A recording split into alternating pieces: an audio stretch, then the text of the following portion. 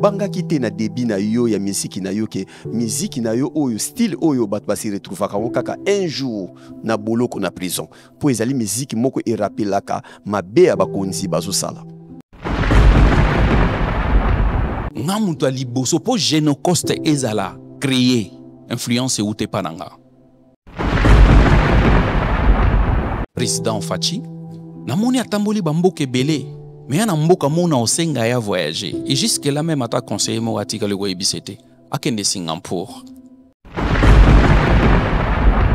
makanisi nini ezalaki namoni mwana biso azolela bato bazokima makanisi nini ezalaki nini awa olinga oloba nini na mboka na biso na oyo ezo se passer na est ya Congo baza baida osala ba business bazate bazali mais lelo pos o defambongo na banki foza na ndaku o hypothéquer yango et puis faut vous on sango dans une année mais si vous tala intérêt o kima tout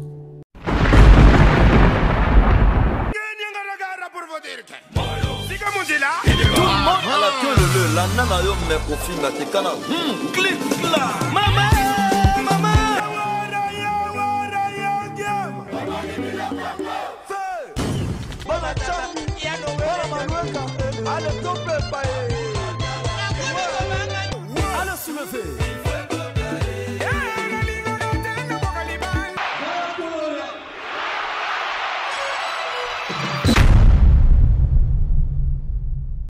Joyce Service Traiteur, spécialiste de la gastronomie africaine et de la gastronomie française.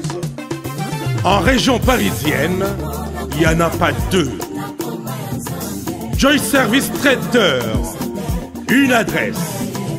Le 35 boulevard Anatole France, 93 200 à Saint-Denis. Pour tout contact, composez les 07 68 18 0041 ou bien les 01 48 41 65 92. Joyce Service Traiteur. Loboko ya maman.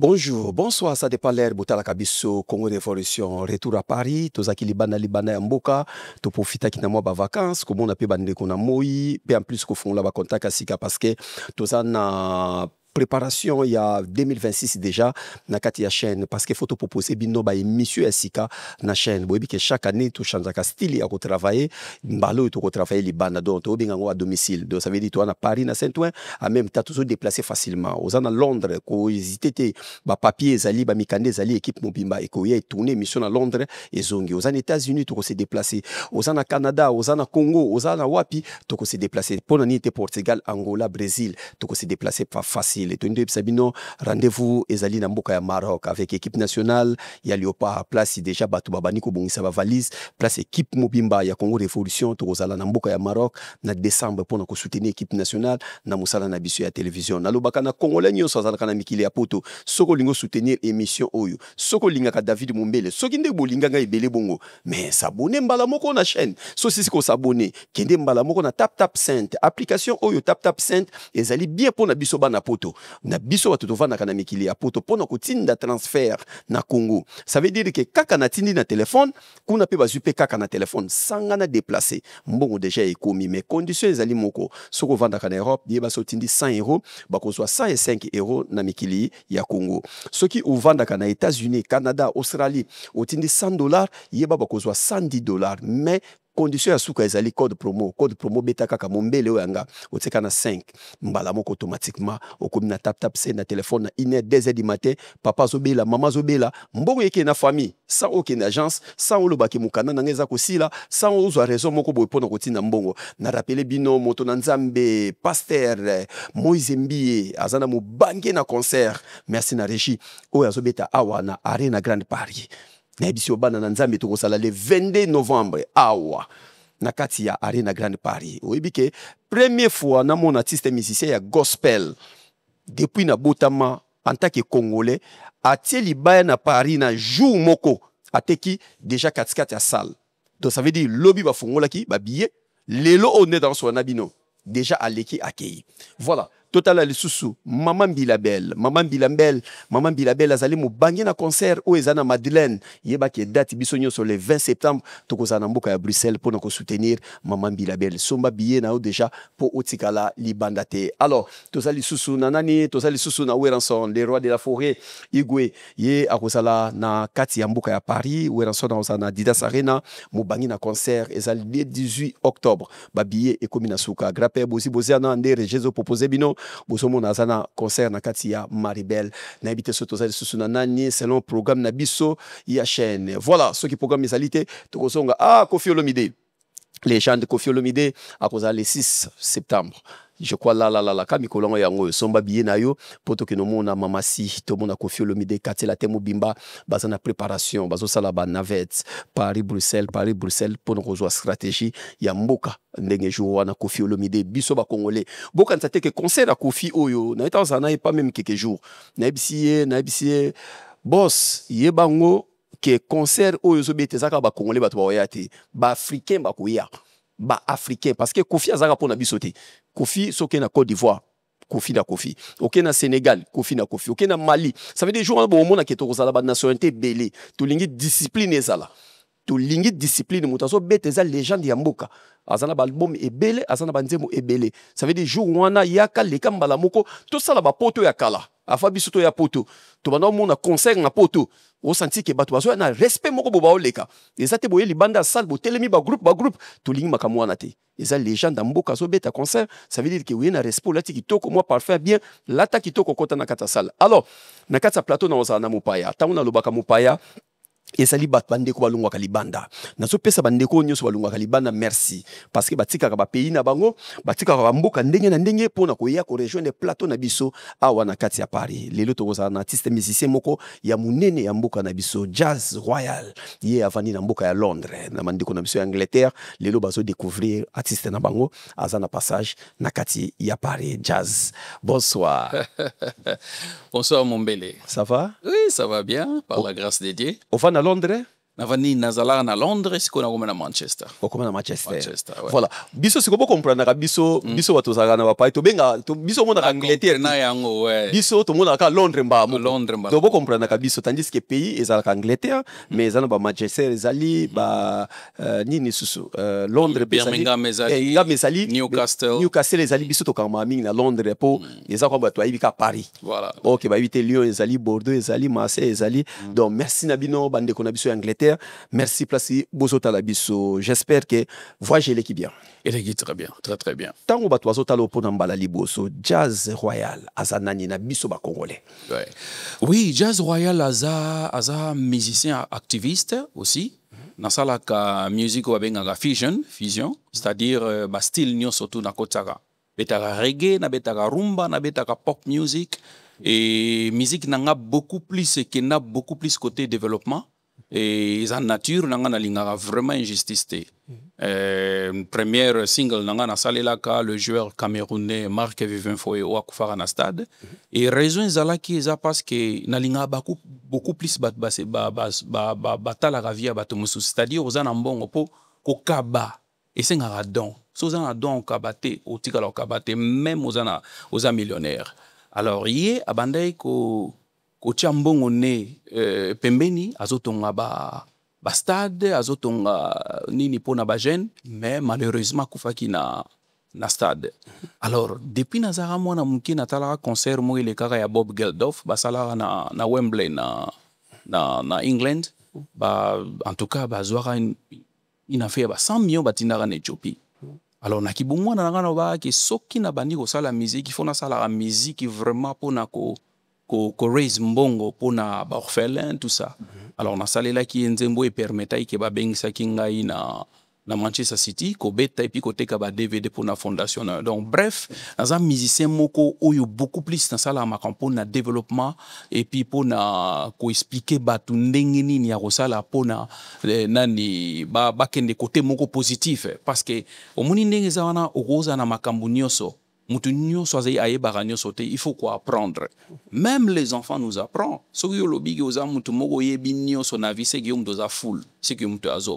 Parce que la Bible même la nature ne vous enseigne pas. Donc on apprend chez tout le monde, même chez les bébés. Alors avec ma musique à moi, elle permettra que même les politiciens, même les businessmen, musique recherche. Voilà, nakolinga kaka makambo yo lobiana parce que ndeko mo ebisaki ngai bato balingaka chaîne oyo, balinga pe émission Greco, babi ke lingaka ba message moko fort David, balobaka ngope soki aza mopaya lobaka anglais, ameka ko lobela biso ngata muke na anglais po biso batu toza na États-Unis, toyoka malingala ya kokoso. Est-ce que style no musique wana, eza style moko na mona lokwa ba style ya ba rasta, ezali ke zolobe mingi politique, ba injustice ba osala batu, ba makamebele, justice ka na mboka te, mokili mobimba. Awa pe justice mosupe zalaka. Place mo mundele akoti ba kopate mutu mwindu e komba rendez-vous. Donc voilà, est-ce que ko pesa biso mo mukie na ngo na anglais po na ndeko mo zotala biso aza msusu na Washington grammar. Hey, yes, I have to tell all my people, Congolese people, even my fan from other country. My name is Jazz Royal. Many people know me. They call me Ya Freddy Wanga. My music is more about vision, and I'm kind of like an activist. I'm against injustice, and my music, I talk about development all the time. As Bob Marley was saying all the time, more people, what they go is just a lot of money, but they are so poor. Which means that for you to be so rich, people have to see why you go, why you do it to other people. You understand what I'm saying? If you really know the character of someone, just give him the money, you will know how he behaves. You will know how he will start treating other people. That's showing that he's poor or rich. Someone who's rich spiritually, even go a lot of money, he will know how to treat other people. So my music is more about development, is more about injustice. That's the reason why I done it, the genocide in Congo, to talk about what happened in my country. Because more than 10 million people they die, but nobody talk about it. So I'm the one who started to talk about it in 2005 by releasing the song called Genocide in Congo. Nobody talk about it. I think we're going to talk about it with David.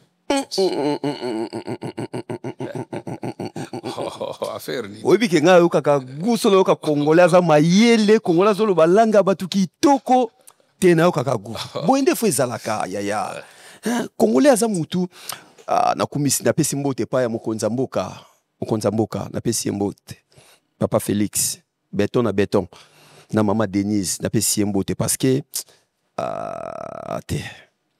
totiki la mokonza mboka temps tout pese moi temps Congo échanger bata mayele ba oya bisonga na yo to ko contribuer to ko ya oyebi tangu na mona ka congolais na poste mona fi mo zo travailler na je crois na chaîne moko boya awa abisinga davinga tala ka yo naza congolaise nga biolo balinga la bi oui na congolaise na okakigu biso photos za ba poste basé belé sikoyo nde botika ko étouffer biso muna mutabi misa expérience na ye oya zana on a profité na pesi mama Denise moi sa mokonza mboka na pesi bonsoir place azota la biso. Voilà, est-ce que obanga kité na débit na yo ya musique na yo ke musique na yo oyo style oyo bat basi retrouver kaka un jour na boloko na prison pour ezali musique moko e rappelaka mabe ya bakonzi bazo sala. En fait ndenge na uta ko loba na anglais cause la richesse elle cause na mbongo te. La noblesse c'est l'état d'esprit. La noblesse c'est l'état d'esprit. Mutu mso roza na mbongo ebele mais a pauvre. Vous comprenez? Na tena compte que bon musique il faut na la musique mo ça la so succès. Et ça musique mo oyo batu bakenda kozwa quelque chose na kati.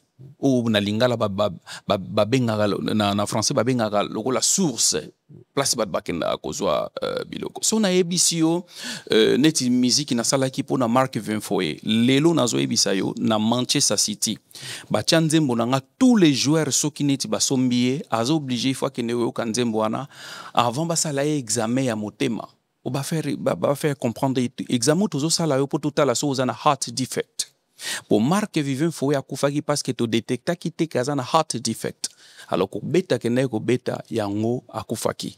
Ozo mona do esali déjà quelque chose et puis moi si na ya benganga ayebisi nga bi papa Freddy photo kutana to kutana na yebisi abi moni mbongo oyo pesi ndenge ba CD na ba DVD te kami yango te na otala mais nazota la action symbole osali oza no kutu Camerounais te mosali nzembo moko boye kasi on appelle naka mutu akufi eza Camerounais mais yo za Congolais mutema nini ozalaki na ngo ataki artiste musicien ya koyembela e Camerounais pe fédération mobimba bongo ba benga yo pour ba meka kosoano par rapport ya nzembo yo yembeli mutu asani nationalité na yo te naza panafricain par conviction et puis patriote par conviction. Très bien. Et là, on est où t'as beaucoup plus c'est pas ya place au koleli, maman na papa, tantôt zagi bana mike, bana iko memangai congé bisonio surtout congé na village, na bateau. Et là, on est ça là, il développe ya on a lobara ernio so il faut banzela et ça là ma pourquoi? Parce que moi na botami na Kinshasa, ayebi ataka sangolo te, aolinga mboka nende ni. Mais soka comme voyager les lois ke Katanga, lobake ake Kisangani, lobake Isiro, lobake na nini. Et puis que so boyebo betele masolo ki ateka mboka na oteka te parce que so mona abondance, a mona monene ya mboka na ye. De loko wana ba voyage wana mte permeta ki na linga mboka na ngai makasi vraiment. Alors tant wakufaki na mona ye mutu abu vraiment bande ko ça la fondation na mboka na ye et puis accueilli sans pour autant réaliser ba rêve na ye ya kotonga stade ya ngona na sala ki nzembo wana pona ko raise mbongo na pona fondation na ye donc voilà quoi. Est-ce que gouvernement camerounais ba kipaki yo ba landela ki makamna yo gouvernement camerounais? Ça c'est une bonne question na retaki fondation wana parce que na monaki comme il y a un problème à famille entre moi si na papa ya foé. C'est pour ça que ma famille moi na kota yango ezate. Mais na niveau Angleterre en tout cas Manchester City a supporté inga très bien. Na beta ki kutu na mairie à Manchester na gouverneur ya Manchester yaki pona ko remercier parce que balinga ke trop na tuna ki beaucoup de joueurs tant na zo florana bango o baki ko supporter nga pona vidéo Djidji Okocha Ricardo Gardner Aladji Diouf à Sénégal en tout cas ba joueur rebelle baki vraiment aussi na ni Fadiga pa ki ko supporter nga na tuna bango question ngabi.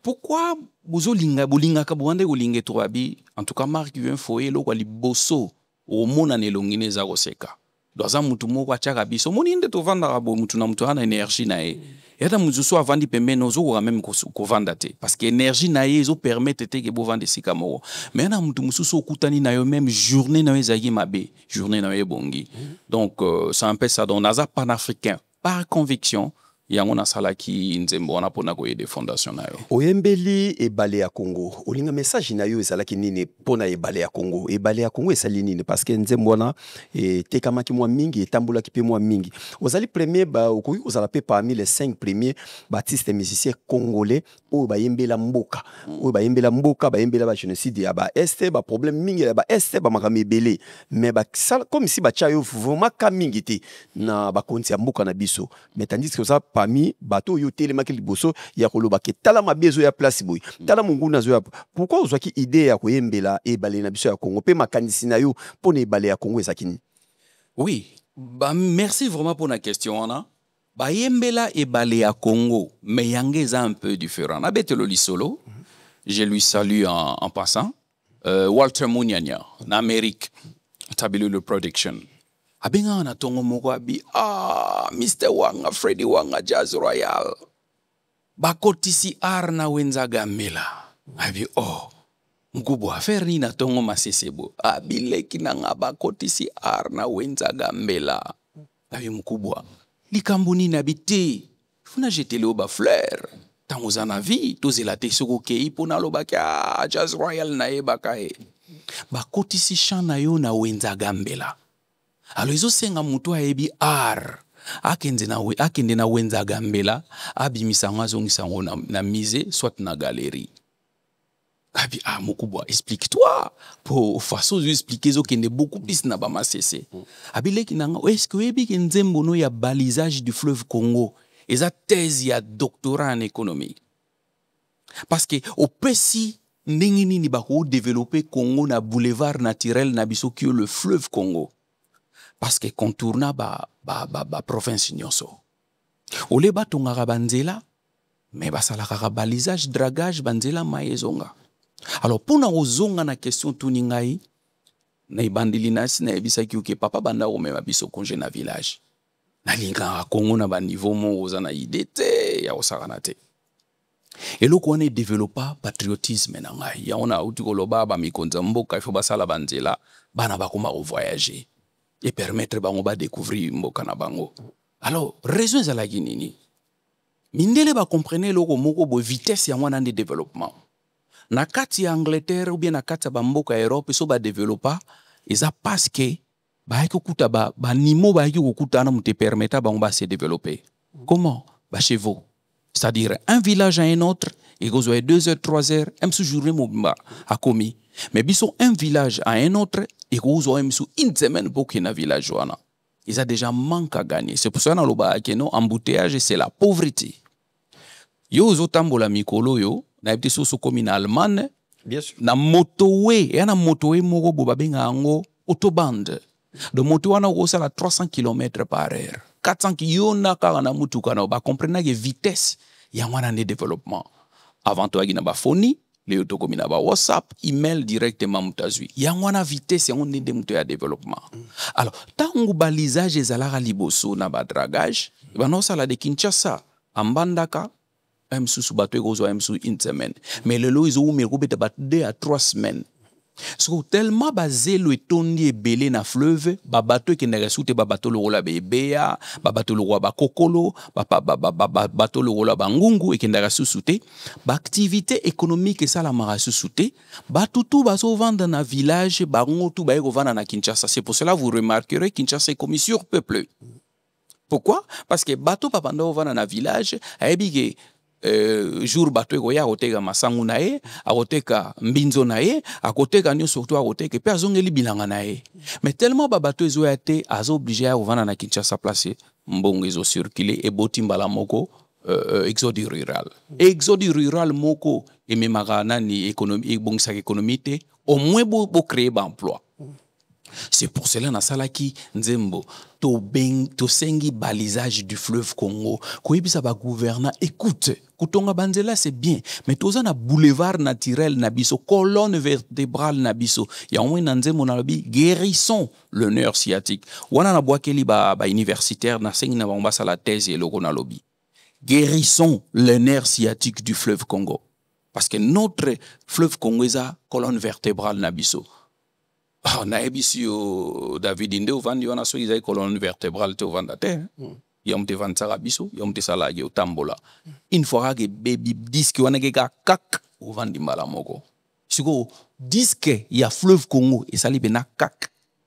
Et comme baba linière nazo rendre hommage na famille moko bandeko katisa na Congo Brazza bazo na Kinshasa. Webike a remarqué bateau ezo dinda, cano rapide ezo dinda. Ba mama zalaki sauvé tant atali boba na ne bazate yemoka amibomi. Or que babilo kwane kokolongola pe ba trafic na mboka to bandi na ngale mati na njili. Donc bref, pona ko expliquer na sala yinzembo na pona ko lakisa mikonza mboka ba effort na bango na dragage ya fleuve Congo. Parce que mukolo nzamba ozonga surtout tuni pourquoi tozo souffrir. Aoloba na bino penake na pesi bino nini na pesi bino te.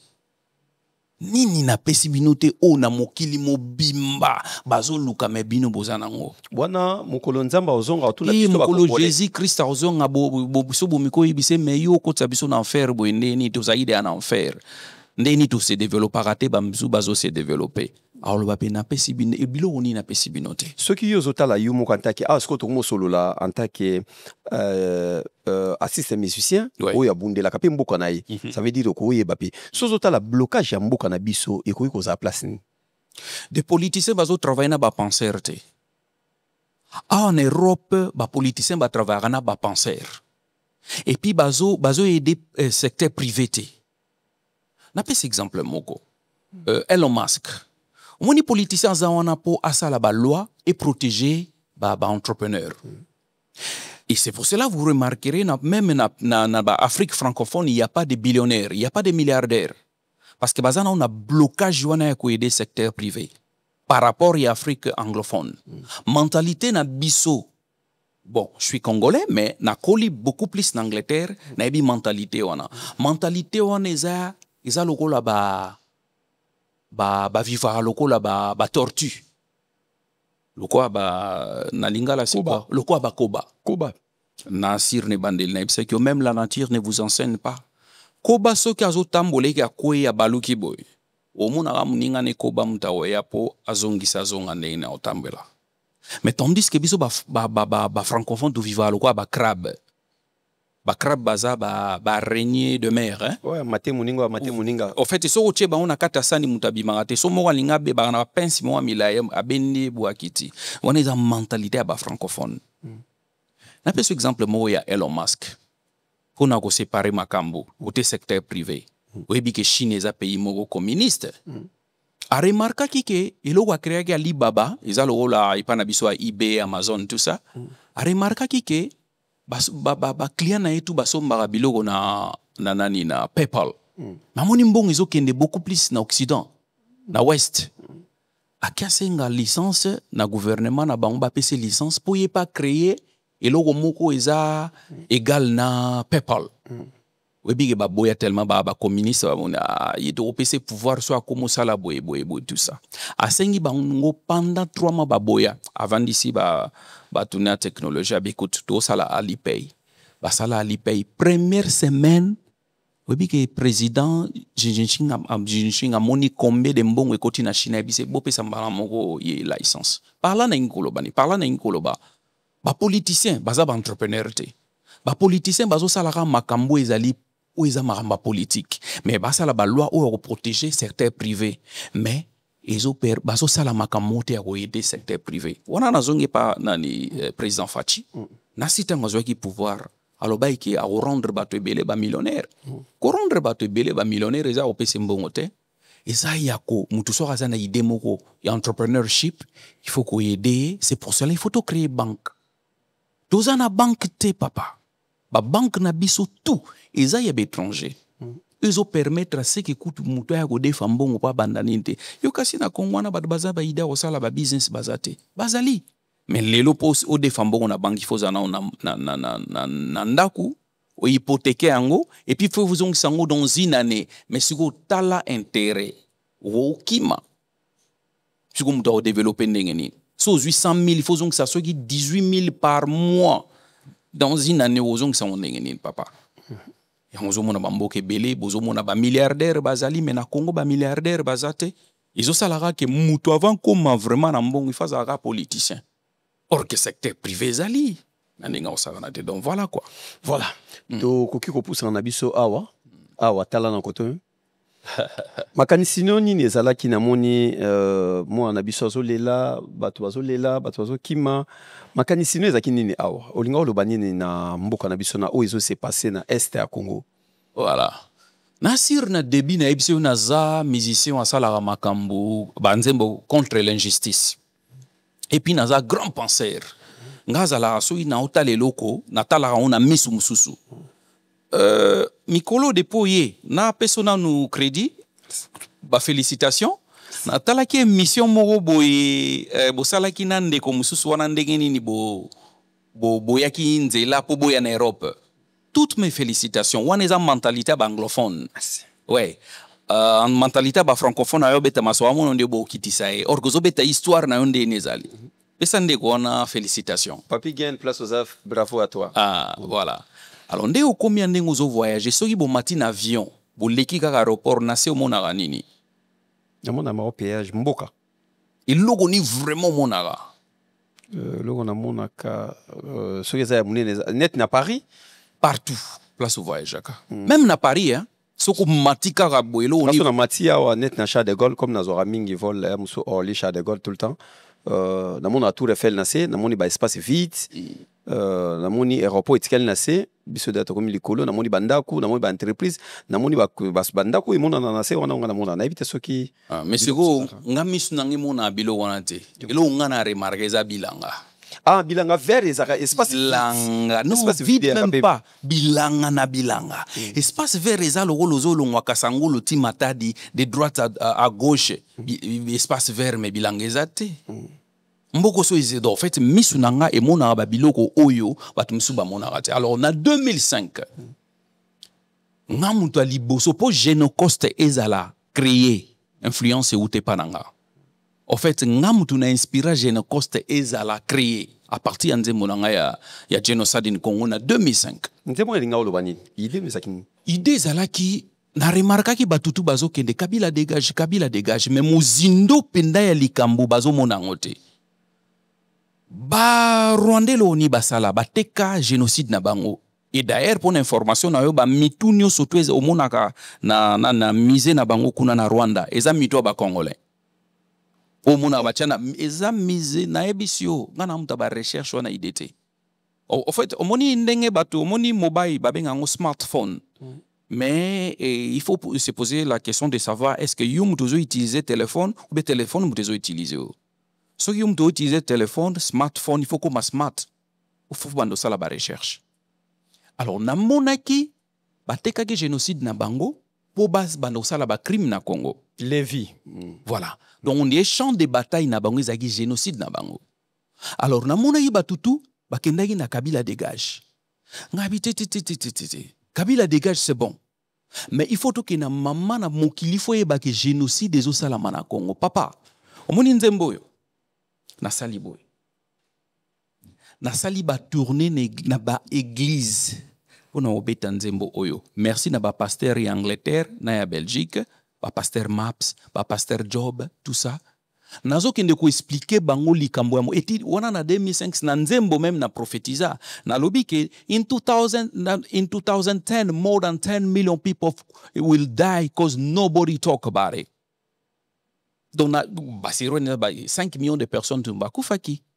Mais les autres commis plus de 10 millions. Na lobango de en 2005. Et je me rappelle encore, papa, son excellence Fayoulou, tanga qui ko supporté papa Tshisekedi na Manchester. Na beta nzembo devant ye. Et puis na beta même li solo, na kena en France pour na ko récupérer ba DVD na Congo Mikili. Trame tout tanga 2 semaines avant moi sinanga bota mapasa. Je dis bien. Na koma bo ba ebisanga ke non. Ba DVD zana nous prêter. Sukozo kanisa moi ça comme à terme à nazonga Angleterre ou bien nazela ba DVD nazwa pe ba DVD ngoteti lelo hein. Car na okanisa na ole kabotra metutanga pona makamba Congo. Na moni la ngo passé mais ce que les gens ne me comprenaient pas ba mona muto aza crazy ou quoi. OK ngana zo like sabango na kenda réunion mo na Birmingham. Nazo expliquer ba pona oloba kombo ya parti politique na ba ngabi écoute photo de la génocide in Congo. Yangone mutego bimisa tous les batouana. Ono biso tozolinga to mema politicien na biso na pouvoir makambona comme c'est les cas et les kana biso bango beta. Soto bima ma génocide to ozongela toujours génocide. Donc na bunda pona eloko oyo. À ma grande surprise, basali Génocoste ba bengengate. Omoni maram na zo ebiso. Même au bengi ba pasteur, au bengi ba na Angleterre, au bengi tout ba webiso ya Freddy Wanga, Jazz Royal pour nzembo oyo.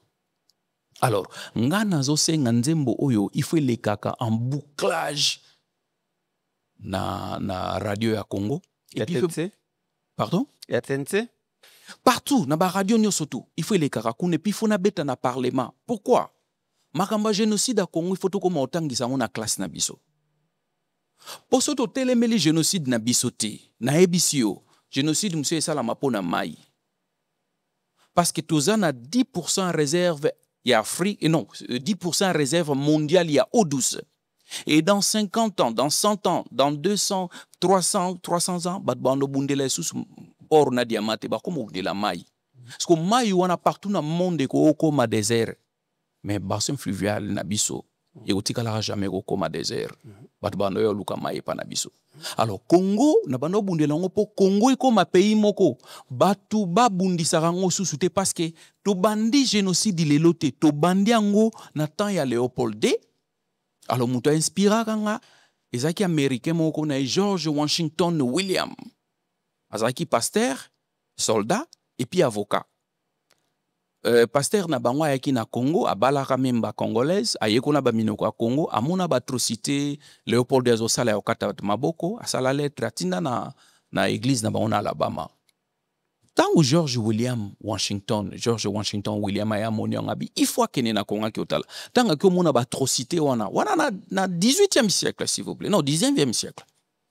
Tanga mona ngo ya na Angleterre asali lettre ouverte à revêser mokili ndengeni Léopold azoboma ba. Est-ce que projet na yo o union soyo est-ce que déjà OK déjà Congo pour na komemango na ministère na biso ya culture bakonzi na biso batala kana yo ya nzembo oyo?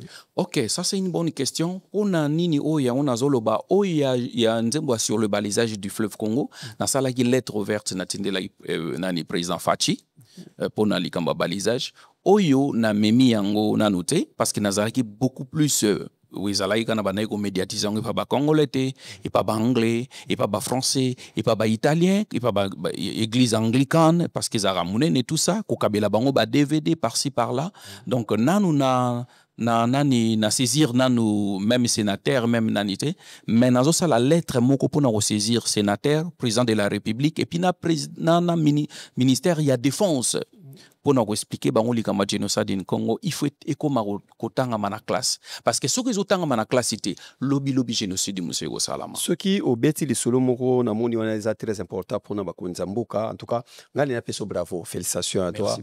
À part cause musicien moi na rencontre batandingi na ndenge belé moi j'ai fait pour na mon poto j'ai fait 52 pays ça veut dire que na mutu na ngana zana mentalité à 52 pays donc 52 nations. Ya on a zaka msusu na vandi mamo boy msusu esprit moko ekoko telanga ya pays boy le bi a osala ngo boy te ngana fonctionner ka mingi trop congolais te ngana fonctionner ka mingi trop anglophone trop arabe. Okay. Ça veut dire qu'il y a un pays, il y a Maroc. Donc Maroc, un Marocain soit habitué dans ça, on a ça. Un arabe a bon, soit habitué dans ça, dans ça. Moi je suis comme ça parce que la congolais ils allaient bien mais esprit na biso eza ndenge oita oloba wana tout à l'heure eza mwa kilo ba yeba opesa batu maboko te pour ba ke liboso ngai lelo batu ba nommé journaliste numéro 1 na kati ya Paris na kati ya monde entier mais nan na zoita coup de fil te ya bakonzi baloba ke eloko ni ezosanga na plateau na yo ni nozo sala parce que to sala musala kitoko lelo plateau o ndenge moni boy limisanga na mekozela ngope na beta ngope c'était na émission na yo plateau o ndo moni eza boy na ndenge ya ba congolais tozaka ba congolais biso moko na ndenge ya France plateau eza na Afrique te plateau eza na poto donc ça veut dire ndenge ofandi ya mokonza mboka des rêves na ngezalaka Fachi Beto mokonza mboka un jour en face na plateau oyo na olata peka aboy donc ça veut dire que biso to bato il faut pesa biso coup de pouce ceux qui nazaki anglophone ero moni ke bakonza mboka batuni ndeni elo nezangi pa na yo to sanyi po na yo parce que awa les messages ya ba diaspora neti bino lelo na yo découvrir yo ozavuma à part cause mission ozana makanisi ya bien oto koki opesa na mboka na biso tokende ka na bilamba te ba yebi biso ni identité bilamba eza mabete mais lelo pe totala pe nini na koki ko sala pour na mboka na biso neti nga lelo na wayebi se suba ndeko bukanga makana gombe ma campagne boye baluka on ate fungwama bokene kinkole kene na sima kinkole bokene ba maluku bu fungwama lelo ko lungwa Paris kitoko poto ezaka na Paris te OK Lyon okuti yango OK Bordeaux ozomona ka ndenge ni mindele basala ki wana soki yo bakonza mboka bazotala biso makanisi nyo ko sala nini pona embouteillage ya Congo nini bako sala po embouteillage wana esila OK parce que to beta PCT ezaka ba moto te limisanga bato ba kanisa ke moto mutetsaka désordre mboka le plus moto ebele na mokili ezali Nigeria Togo Benin Côte d'Ivoire bakolo moto eza 4 pays wana ça veut dire biso zu moto ka lobi n'importe comment Mobutu to ina moto te e bandeli ya Kabila moto ezalaki te yo makanisi no ekoki kozala nini pona embouteillage wana tozona idée nanu to so antaki ba congolais diaspora. En tout cas merci beaucoup. Naina rectifier le mot lobby que eza mentalité na biso ya ba congolais te eza mentalité na biso ya ba congolais te eza mentalité ya ba francophone.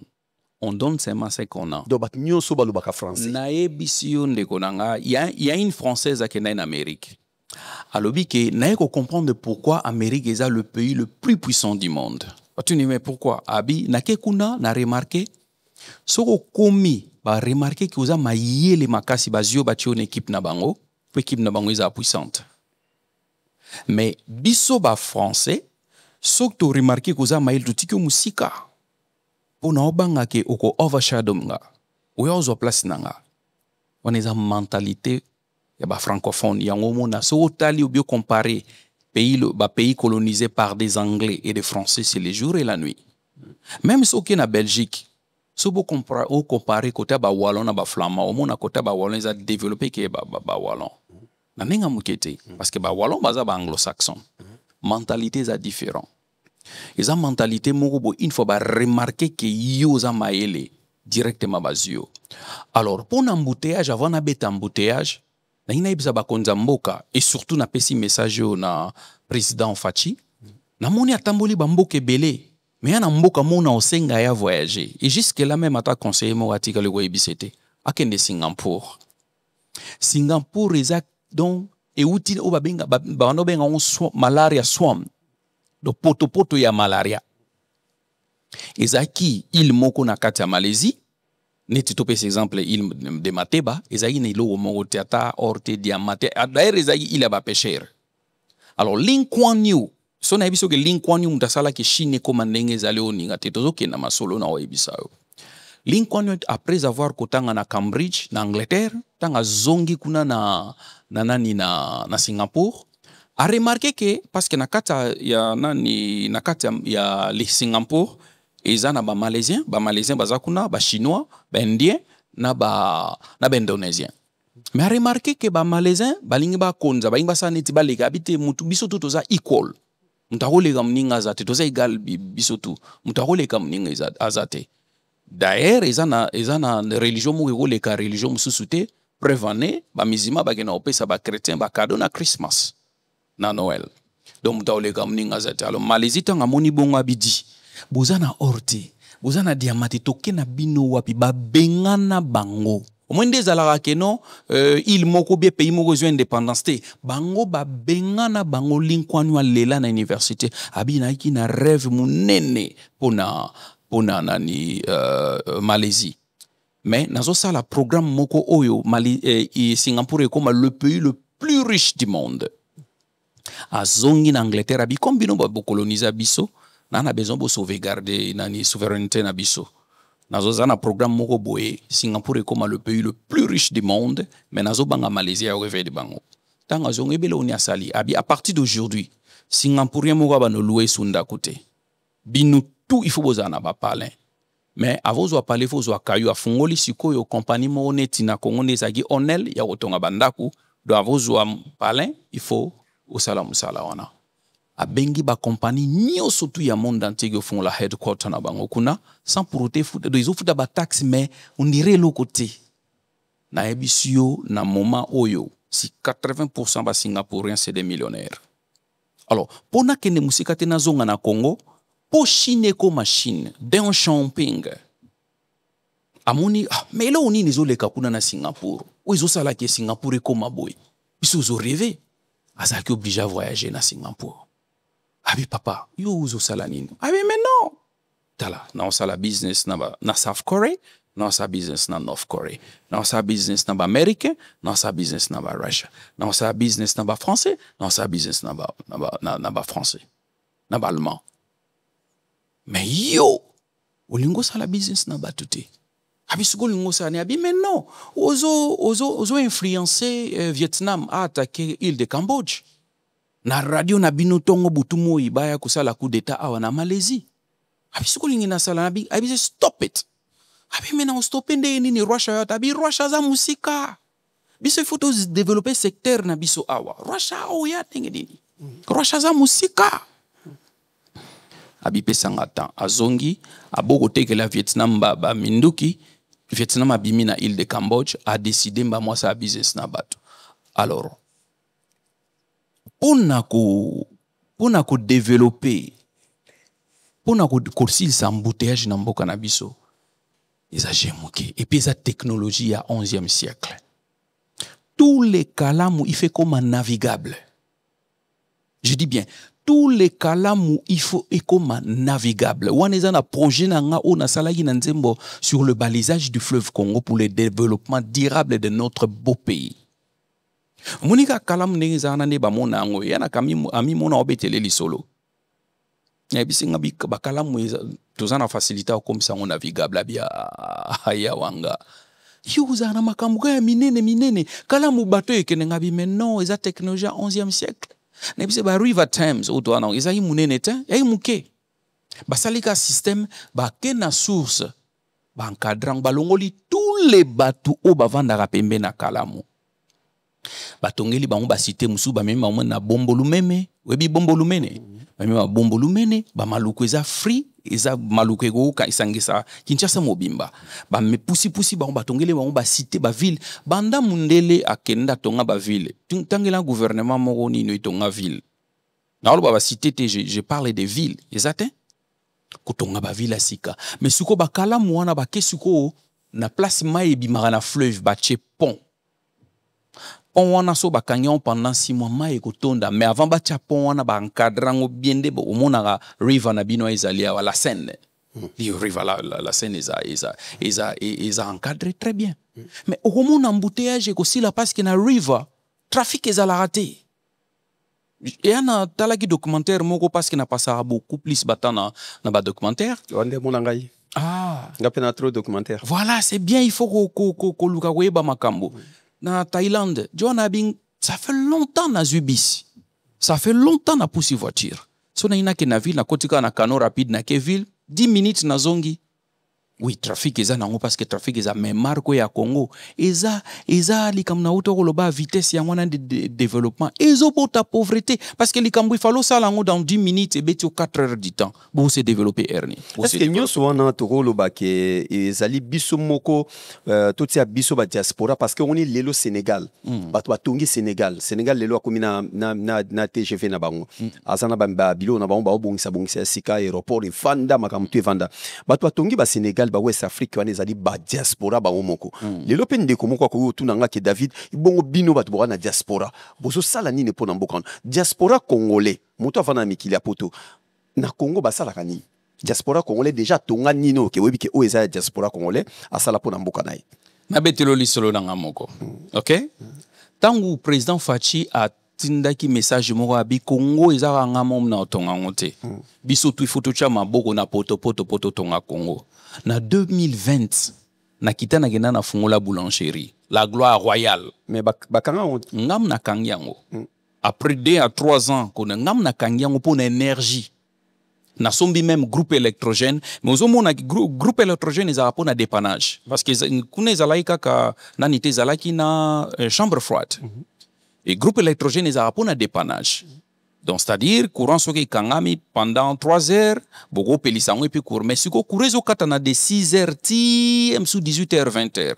mais mbonga pétrole nyoso to mbongo tu bo sala bénéficier kende kunat ya wana na bundi pena pendant 2 ans 3 ans na kanyo mais na kenaki pona créer emploi parce que au monde ndé nazo ebiso ki na linga mboka na ngato eza ba jeté na linga mboka do naza na besoin Congo ezala un Congo meilleur tala omoni na ba 74 tozongisi makasi bamboka na kalande na talaki na histoire ya nani ya ba Mohamed Ali nde bayaka obunda na ba Congo nga Gana emo azoyebisa nga abi mututu abandoli nga azala congolais abi mwasa kitoko bango na Ghana na ba Nigeria kuna so bamoni mwasa kitoko ba shibone ne Kinshasa to abotama na de pona bango mwasa kitoko azao auti na Kinshasa to bamona biso ba américain et puis na apprendre le moko 60% ya nani culture ya Amérique et outi na Congo na Congo Square ba américain ba africanisé monde entier mais culture wana baziango na Congo en fait 60% pour nazala un peu ninité 60% eza culture africaine mais 50% ya Congo zomona ba danse honnête ba funk eza ko fukumuna le zalaki samedi dimanche tant ba esclave bazo ba wana osala musala te ba wana kinobina na Congo Square bazo sala ba fuko kuningisa ba danse na biso ba koko na biso wana ko bina et ça c'est ko ba américain bazo ba komisa ngo funk ba jazz botama na Congo Square so ok na Amérique Congo Square ezali tout ça pour te dire quoi tozani loko moko oyo isali ki mokili ezala et le Congo siko biso tozo bénéficier nazoya papa volonté politique nazoya et comment le kola ngambu te volonté politique le ko nzamba pesi biso do et comme le ko to komi ngambu volonté et ça comme de comment bisanga bi David nzambe pe côté na mo asala pe na mono kanza sala mabe pona biso apesi biso bomengo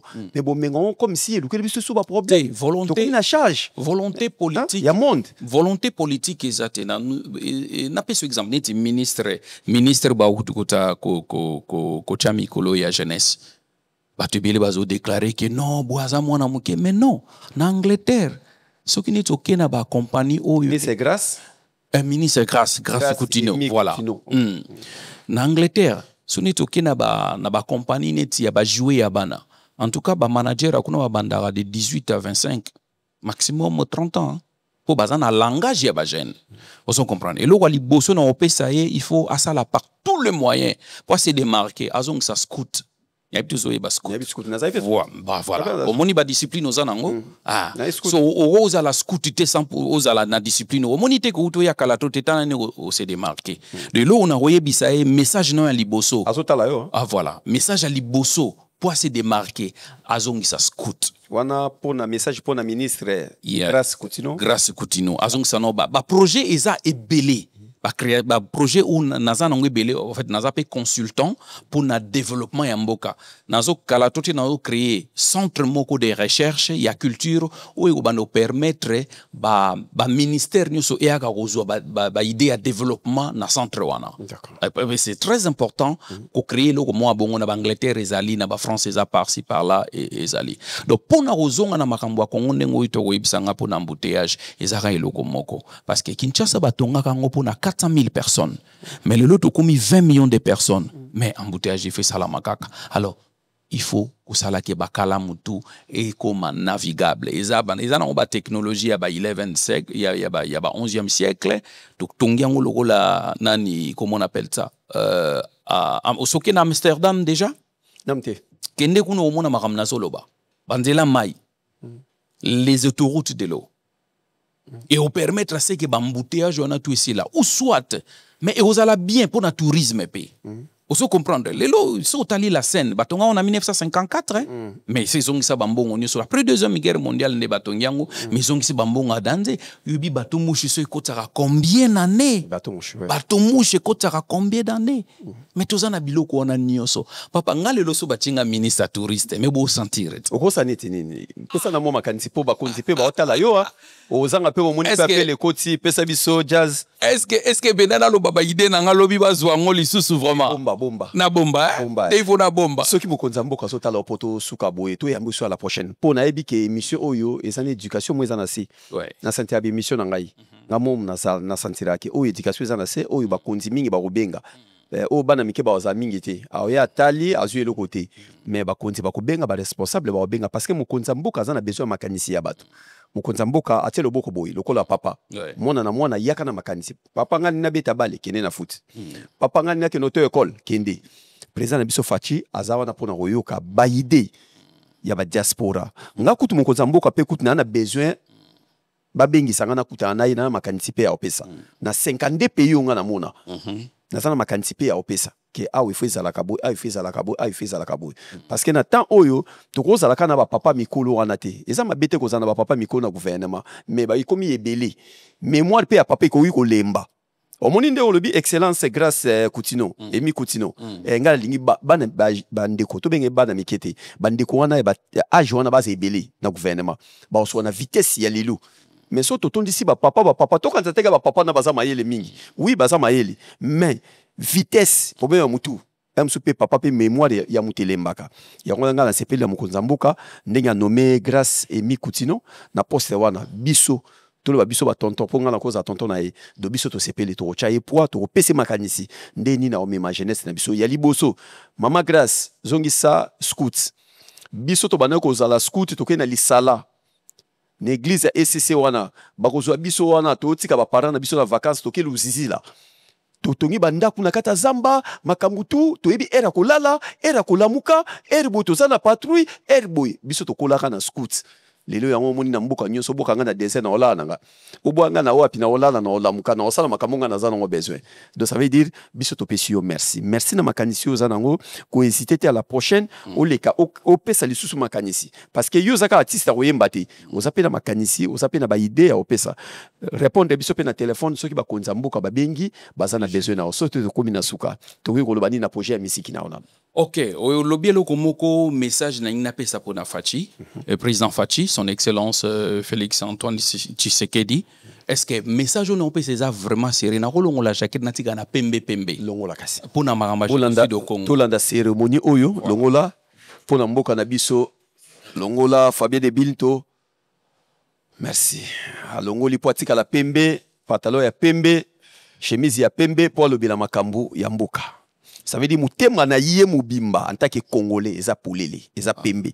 Ekutani sikoyo na zambala oyo. Okanso yeba ki makambu oyo, ngana kompate nini to sale mission. Elamba oyo ebimaka na mwa oyo ebimaka na dati oyo. Foulard oyo. Soko mona lati foulard oyo.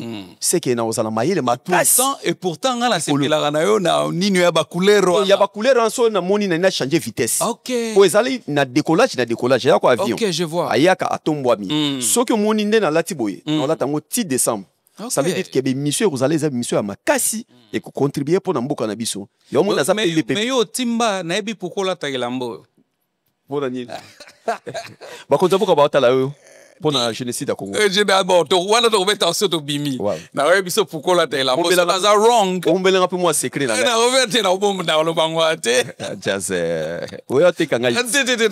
En fait, ngala kana misu mo so na hotale loko. Natala ngone mususu, tu vois. Natala de développement na kati nini. Et avant na ki pesa message na nani comme président Fachi, ezana champion du monde mo ko na Christophe Mputu. Na émission de kwana azo beta batu na ndenge mo ya mukete partout azo kende donc champion na champion ye mutu azo tombola bendele ya mboka na roluka leka ado ngamo na sponsoriser leka na émission oyo abeta parcours na ye. En tout cas, surtout mona ba léopard ndengwana. Pourquoi na yo na benga ko léopard? Na benga ko léopard quoi? Parce que léopard a esprit à battre la mabele ya Bangkok na biso. Tu vois ce que je veux dire?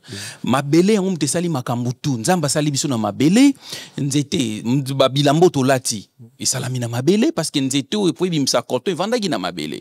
Donc en tout cas, vraiment na rolinga les cas expliquer ba konzamboka parcours na c'est très important za muta kocha maboko. Alors vraiment pour un message président Fachi likambo nga nazolo bango eza naebi ke kala trote o kende kokutana na président Trump.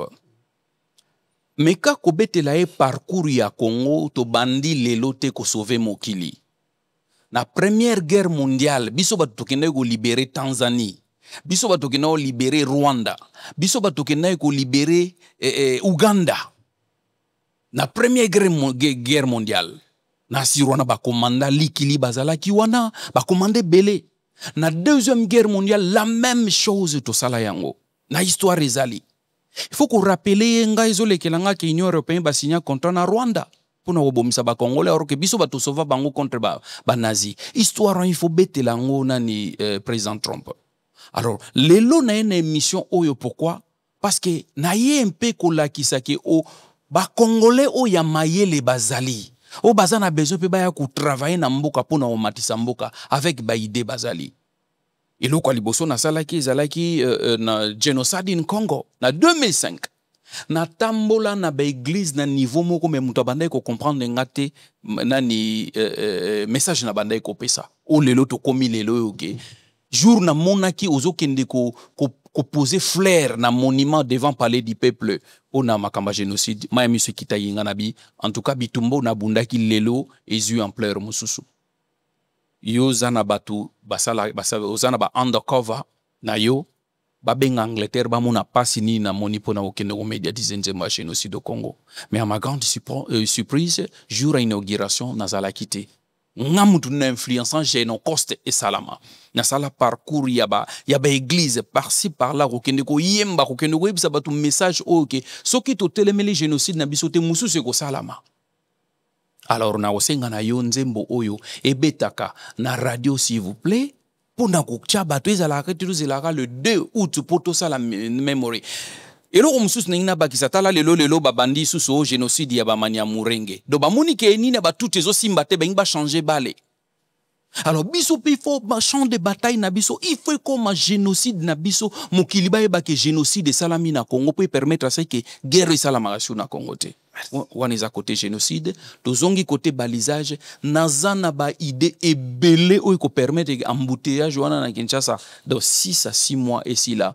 En tout cas Nengozo kende kuna all the best, good luck kukuta na Trump pona o signer nani nini deal wana ya peace vraiment tozaliawa naza na bato ebele oyo ifale bakomisaka bamessage epa na yo mende kana uti koloba wana tozovivre mpe lokola crabe soki avandi na kati ya sane mwe soki crabe mosusu alingi abima mosusu mwa ya benda ye atika ya bima eza te azobende na se. Donc voilà, good luck ndenge ozokende kuna eza mpona Congo et may God bless Congo, may God bless Africa. Thank you so much. Thank you. Ozana bato apesa mbote? Oui, omwina mesana makambote. Oui, na bato apesa mbote. Ba pasteur ba eda inga pona remediatiser génocide in Congo na bana ki obeta na église na bango. En tout cas, coup de chapeau parce que beaucoup de pasteurs baza ba religieux. Ba omuna ki anzembo iza ya nzambe te ya génocide Congo ya oyemba ngo izaki pena tei après ba pesi nga place na yemba. Pasteur Maps na Londres, pasteur Ntumba, pasteur Job Mukadi, pasteur Daniel, pasteur Malou, en tout cas bazamu ebele, musu pasteur na Belgique, en tout cas bazamu ebele na kopesa mbote na nani Ridi Itunga, ba camarade ba yedaranga na kopesa mbote na Castro, na Jazz, bango tant tokende ko médiatiser nzembo génocide na Irlande, bango ba yedaginga tokende kuna ko médiatiser yango ensemble de Castro batebele bayebi na Camelia Mokondi baza ba rapper, en tout cas ba yedainge puis version ya Swahili na version ya français autosalaki yimta salaki rap wana. Voilà. En tout cas, merci Nayope Mombele David. Merci. Na mesana penana wanine mababanga te na ngina bosana Walter Muniania. Okay. Na Amérique na pesi bambote belé les grands léopards.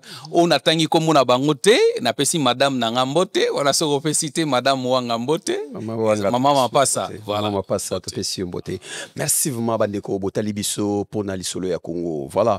Soki biso ba congolais to pesi makanisi na biso te muta opesa biso susu makanisi azalite. Loko na sepela ka preza fachi azavma mutema polele vali litoyi na e yo kaka kote na kote o aye na makanisi ya malamu ya ngoto kosala. Biso nyo soto tika charge pa mokonzi ya mboka te ko kanisa te soko boaki poubelle ou bien foule kasa ya kwanga liboso ndako na yo preze fois tika ndako na yo po ya kolongola ngo non bamboka nyoso totamboli peuple na ko rappeler bino likambo mo po émission comme na suka Belgique o bomona ka Belgique wana na ba commune na bango ba konza ba commune na bango ezaka ba bukumese na bango bazana jour moko ba pona ka bango tout basaka musala na ville talaka mokonzi na bino ezaka ministre a okombola balabala.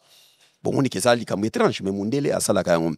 Congolais nyo so pesa présent Fatima Boko, pesa Mama Denise Maboko, et kende liboso mboke kende liboso Congo et kosala ya kolonga. Alors, Jazz Biso, tozo tikayo, ozo mboka ya Londres et Angleterre. Dans un message na et pas ya ministre de culture.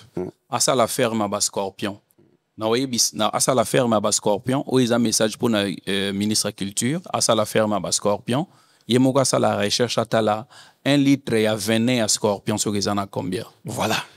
Tokosongela yo soki bakonza mboka babengi, j'espère ezali chaîne yo mokonza mboka tala kana diaspora Fati Beton place azali mokonzi bonsoir na yo na Mama Denise topesa mbote na boss David Mangaya millionnaire place azotala biso merci na yo merci les susu na excellence Soule Kauka ya pembe mota politique ya pembe Soule Kauka soki nazomona nazo bule susu papa Kingo wa Dondo na pembe merci place azotala biso topesi les susu excellence grâce Emi Koutino place azali mama pasteur topesi yo mbote Fabien de Bilinto na Bruxelles na robosa na yote topesa mbote le susu na honorable Pati Kafuti ya Changu yope na robosa na yote César Bolt Ngabi boni sango ya José Dikila tobosa na yote agence munene ya ba Congolais na kati ya Israël na mboka ya Yesu kebo kotinda basket o Yesu abana olata eko ya pe na Congo agence moko eza kuna munene ya Ige Mulimbi na kati Mulimbi Ige na kati ya Israël agence Solingo tinda Koli ya fret et qui Namboka. Voilà, bozala kebele des fois ba télévision, réalisation,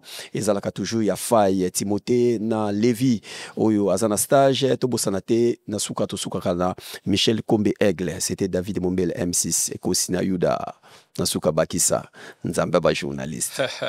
Thank you. Bye bye. Bye bye. Yes. MK Royal Studio, spécialisé dans la production audiovisuelle. Nous faisons vos clips vidéo, vos pubs télé et radio. Aussi, nous couvrons vos événements dont vous ne voudrez en perdre aucun souvenir. Anniversaire, mariage, retraite deuil et tout ce que vous voulez. MK Royal Studio, 35 Boulevard Anatole France, 93 200 Saint-Denis, plus 33 75 36 10 10 3. Et nous sommes MK Royal Service.